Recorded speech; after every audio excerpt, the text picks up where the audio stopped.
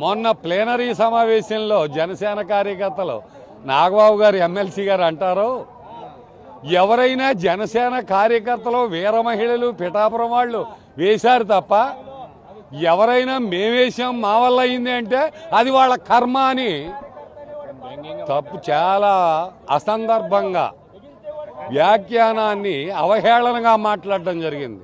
ఈవేళ ఎస్విఎస్ఎన్ వర్మ అన్నటువంటి వాడు పిఠాపురం నియోజకవర్గంలో లేకపోతే పవనం ఎక్కడున్నా సరే ఆయనకి 100కి 20% కూడా ఉండదు.